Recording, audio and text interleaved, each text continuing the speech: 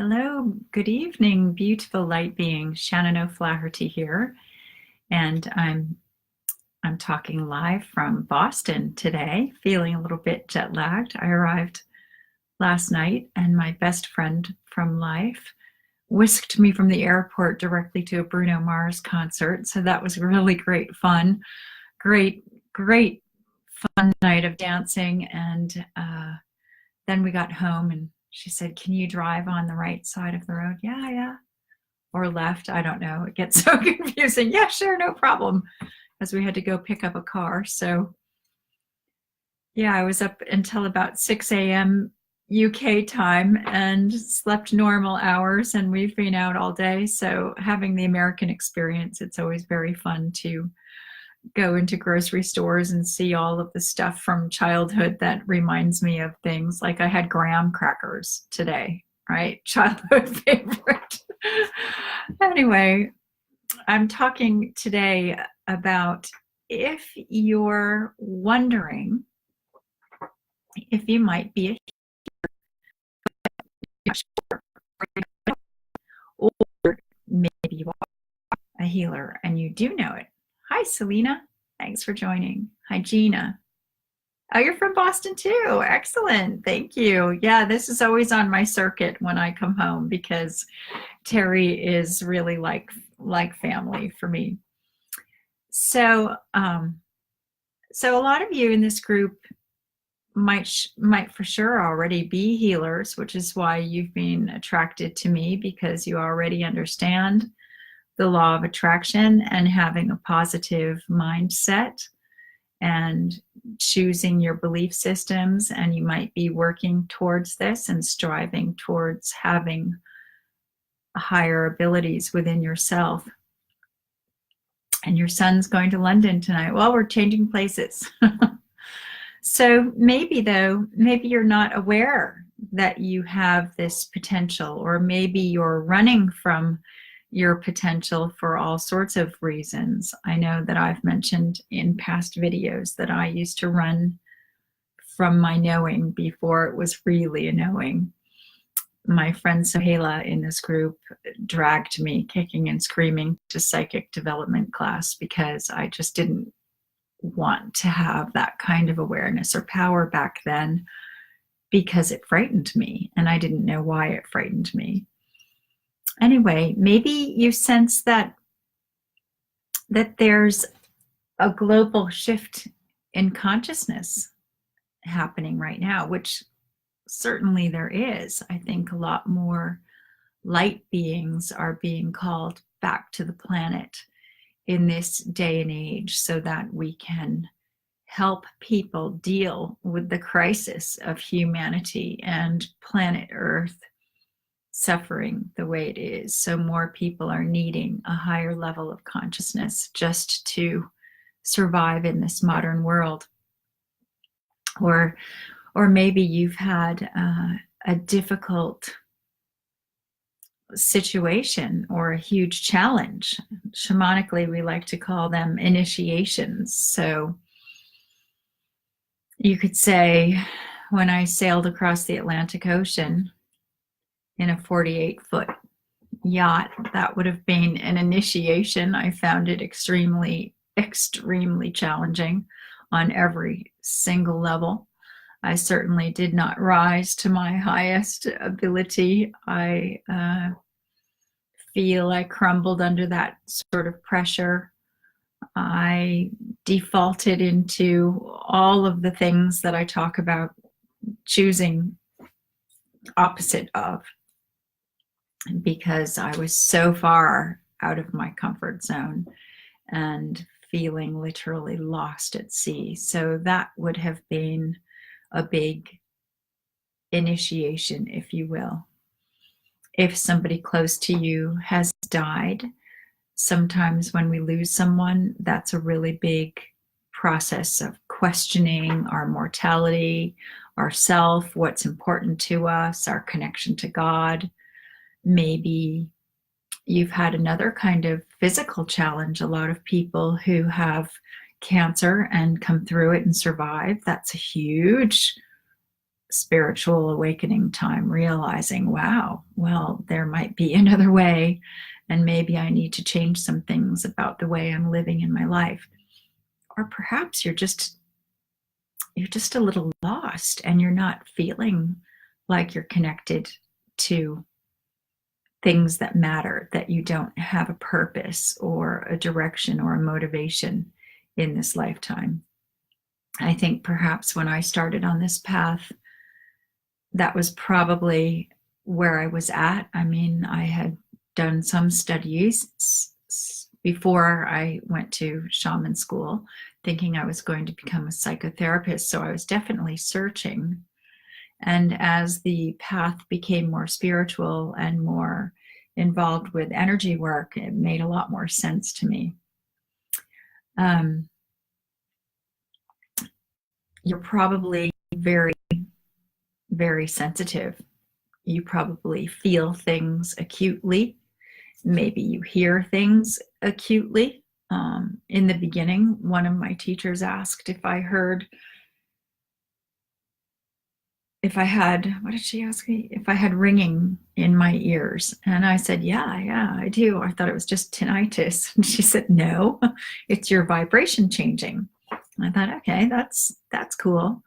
And she also, these things always seem to happen to me in front of a large group of people where I'm kind of outed in public, like, oh my God, can I say this publicly? Because we have these past life fears of perhaps witch histories, being burnt at the stake or killed for our beliefs, when mainly if we had witch histories, we were probably just healers or naturopaths, some kind of a midwife. It was very unusual that we were actual evil witches. Witches just meant a more pagan sort of path, but we have these deeply inbuilt fears about speaking our truth, about living our power, because of being tortured for it or killed for it in past lives. And so I think she asked me, do you have voices in your head? And I thought, oh my God, they're just going to put me in the straitjacket if I tell them, yes, I hear voices in my head. Like, oh. So yes, I hear voices in my head, but the voices should not be telling you to do crazy things. The voices should be pulling you up or giving you information, not crazy information.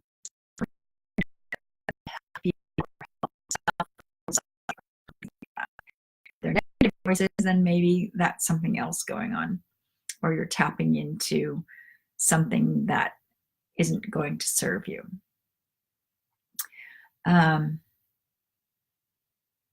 Okay, people are writing some things in. Okay, if you have questions, please write in a question.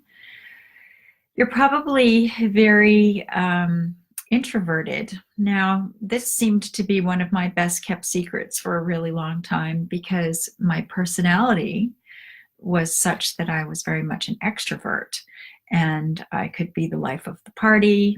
I could go to a party where I didn't know anyone and talk to everybody there and have a wonderful time and be very social. But I really always had to be in the right sort of mood for it and the right mindset for it. And secretly, this was a secret for very many years, I was really, and have been, an introvert most of my life. I like my quiet time. I like my private space. I had to learn to be okay in my solitude. I didn't learn that until quite late on, I guess, somewhere in my 20s, mid to late 20s. Well, I felt that was quite late on, but maybe it's early now looking back. Anyway, so you might be an introvert, be very happy in your own space, be very happy in nature, connecting to nature. I could easily get lost in a flower. Half of my childhood I spent up a tree. Hugging trees, definitely on my list of really good things to do on a regular basis. Maybe you've realized that you can see the auras of trees. Oftentimes people can see auras of trees and plants before they can see them on people, or maybe for sure you can see them on people too, which is very cool, and you can play with that. Perhaps you feel a sort of spiritual calling to ease the suffering of people or animals. Maybe you're moved very deeply by things. These are all things, I mean, a lot of these are just kind human qualities that a lot of people are moved by things. That doesn't necessarily mean you're a healer, but if you have all of these kind of things, maybe you feel things in your hands. I mean, maybe if you go like this, you can actually feel the energy between your hands. That's quite a cool thing. That blows people's minds sometimes. And I've kind of always felt stuff in my hands. When I hold a stone, I can feel the vibration of it. I mean, these are all fun things to play with. Maybe you have an instinctual knowing about which stones, which crystals, which minerals are good for what kind of thing. Maybe you have an instinctual knowing for herbs, or what kind of medicines, like homeopathics, are really good for you. Maybe you have an instinctual knowing that if you put your hand somewhere, that you'd be able to take the pain from someone. And so oftentimes when we have these instinctual knowings, we might even take them for granted, because if we've always kind of had them, like when I first started consciously seeing people's auras, I think it was 1995 or something. And Bobby Baby, at the time, my ex-husband, he said, "Why isn't this blowing your mind?" And I said, yeah, I don't know. I think I've probably always seen them. So it didn't really seem like that different of a thing. So that's the difference. If you have these kind of inherent qualities and you've always sort of known it, maybe it's time that you start playing around with it a little bit and exploring, because there is a calling for healers and for people to expand their gifts. Perhaps you're having very vivid dreams. Maybe you're feeling really telepathic. You can really play with that. I mean, oftentimes I tell close friends to get out of my head because I'm having a thought, and then they'll say the thought that I've just had in my head. And I know that with telepathy, some people, sorry, I am feeling a little delirious now. The whole sleep deprivation thing, that's an interesting one. Some people are senders of thought energy, and some people are receivers, more than the other ones. So that's something that you can definitely play with. I know in my shaman school years, I had a friend in Holland, and he and I would, we decided to make it as easy for ourselves as possible, just to first play with this kind of learning. And so we said, let's try to send each other what object we were holding. And we said, let's make it a small enough object that we can hold it in our hands. And we're going to do this, so 7 p.m. my time, 8 p.m. in Holland, so that we could tune in exactly the right time, even though time doesn't really matter. Time and space and energy doesn't really matter, but we tried to make it as literal and easy for ourselves as possible. And so one of us would hold the object and look at it and feel it and send a visual and an idea of the object to the other person for 5 minutes, 10 minutes, decided. And then the other person would write it down. And then we'd have a phone call. Back in these days, maybe we had email, but we did it by telephone anyway. So we'd have a phone call, and the one receiving, after they received, would call me and tell me what he got. And it was really cool. We really did quite well with that together. Sometimes we didn't get the actual object, but like one time I was holding a shell, and I was in the bath when I was holding the shell, and it could fill up with water, and I was holding the shell and pouring water out of the shell, and he picked up that I was holding a small cup, a small sort of cup and that it could hold and pour water. So I thought that was really cool because he got this action of pouring water. So you can play with that because that's a really interesting way to expand your telepathy powers. And in psychic development class, she made everybody bring in different pieces of jewelry, and they were all put in a basket. And then you'd go and pick a piece of jewelry that wasn't yours and then see if you could read it. And then after we did that, and we'd write down what it was, and then we'd say, whose is this? Whose is this? And then the person would come over and you'd tell them what you got. And that was quite an interesting exercise. I remember I picked up this gold wedding band, and the first thing I got was goat. And I thought, goat? Huh. Okay. And then, because that's all that I received, I then, first hit, right? I then made up a whole story about goat, oh, must be Capricorn, blah, blah, blah. I made up this whole thing in my head, which was just right on the heels of the second thought, of the first thought. And then I found the woman who had the ring, and she said, what did you get? And I said, well, I got the word goat. And she said, wow, that's amazing. Really? I said, I paused, and she said, yeah, that was my mother's wedding ring, and her maiden name was Goat. And I thought, oh, okay, that's cool. She said, did you get anything else? And I said, nope, didn't get anything else, because I realized then that I had made up the whole rest of it, because you go with your first hit. And this is about learning to get out of your own way. So you might have some of these inherent talents in yourself, and I would highly recommend starting to explore them and see what comes up for you, because maybe you have a healing gift that you're unaware of. Sometimes when we don't answer the calling for healing, we might develop some kind of like chronic fatigue or something, or just be feeling really low.